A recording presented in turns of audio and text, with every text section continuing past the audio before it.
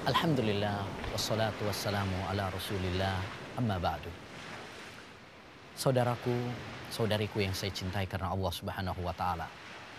Ibadah, dakwah adalah ibadah yang mulia, yang sangat dianjurkan di dalam agama. Begitu banyak keutamaan-keutamaannya, baik dalam Al-Quran ataupun hadis Nabi Muhammad SAW.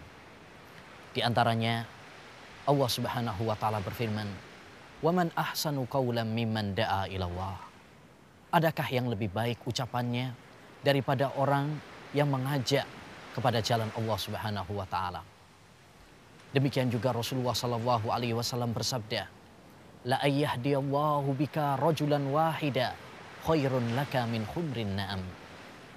Allah subhanahu wa ta'ala memberikan petunjuk kepada seseorang dengan sebab kamu satu orang saja, itu jauh lebih baik, jauh lebih mulia, lebih berharga daripada onta-onta merah yang merupakan harta kebanggaan bangsa Arab. Saudaraku, saudariku yang saya cintai karena Allah subhanahu wa ta'ala. Namun perlu diketahui bahwa dakwah harus dibangun di atas pondasi-pondasi. Oleh karenanya, orang yang ingin berdakwah, terjun di dalam dakwah, dia harus memiliki perbekalan, bekal-bekal yang penting di antaranya adalah ilmu. Seorang yang berdakwah harus membekali dirinya dengan ilmu agama dan ilmu tentang cara dan metode berdakwah yang benar sesuai dengan apa yang telah dicontohkan oleh Rasulullah SAW. Allah subhanahu wa ta'ala berfirman, "Kul hadhihi sabili ad'u ila Allah ala basirah." Katakanlah, ini adalah jalanku. Saya berdakwah kepada Allah subhanahu wa ta'ala di atas basirah, di atas ilmu. Imam Al-Bukhari pernah mengatakan, bab al-ilmu qabla al-qawli wal aman. Bab ilmu itu sebelum kita bertutur kata dan sebelum kita berbuat. Maka suatu kesalahan jika kita tidak memiliki kapasitas ilmu tentang agama, lalu kita terjun di dalam dakwah. Karena hal itu akan menambah kerusakan. Faqidu syai'i la yu'ti. Karena sesungguhnya orang yang tidak memiliki sesuatu tidak mungkin bisa memberi. Kalau kita tidak memiliki harta, tidak mungkin kita bisa memberi. Demikian juga jika kita tidak memiliki ilmu, maka kita tidak akan bisa memberikan kepada orang lain. Yang kedua, bekal di dalam dakwah adalah amal. Kita mengamalkan apa yang telah kita dakwahkan. Jangan sampai kita mengatakan sesuatu, mengajak orang, tetapi kita sendiri menerjangnya. Jadilah suri tauladan yang baik. Jadilah juru dakwah yang baik sebagai suri tauladan dan figur. Allah subhanahu wa ta'ala berfirman, "Ya ayyuhalladzina amanu lima taquluna ma la taf'alun." Wahai orang-orang yang beriman, kenapa kalian mengatakan apa yang tidak kalian lakukan?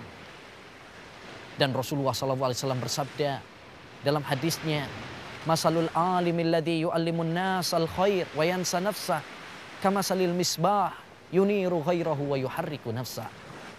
Perumpamaan seorang alim yang mengajarkan kepada manusia kebaikan tetapi lupa terhadap dirinya seperti lampu.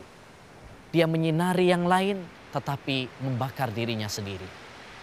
Yang ketiga, di antara bekal dakwah adalah memulai yang penting, prioritaskan yang paling penting di dalam dakwah.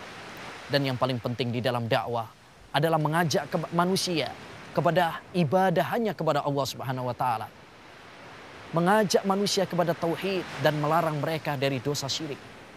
Oleh karenanya pesan Rasulullah SAW kepada sahabat Mu'adz tatkala diutus ke negeri Yaman dalam rangka dakwah, "Innaka sata'ti qauman min ahlil kitab falyakun awwalu ma tad'uuhum ilaihi syahadata an la ilaha illallah." Wahai Mu'adz, kamu akan mendatangi kaum dari ahlul kitab, maka hendaknya yang pertama kali kamu dakwahkan, ajarkan kepada mereka adalah tauhid. Oleh karenanya, dakwah semua para nabi adalah memprioritaskan tauhid. Tidak ada seorang nabi pun yang memulai dakwahnya dengan politik, ekonomi, sosial, akhlak, semuanya yang pertama kali mereka dakwakan, prioritaskan adalah dakwah tentang tauhid. Yang keempat, di antara bekal di dalam dakwah ilallahi jalla wa'ala adalah sabar. Sabar dalam menghadapi rintangan dan tantangan dalam dakwah. Karena setiap orang yang berdakwah pasti akan mendapatkan tantangan. Watawasau bil haq, watawasau bis sabr.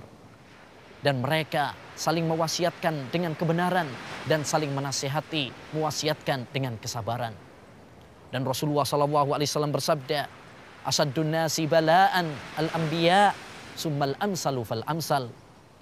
Manusia yang paling berat tantangannya adalah para nabi dan orang-orang yang semisalnya, yaitu orang-orang yang memperjuangkan, meneruskan dakwah Nabi Muhammad SAW.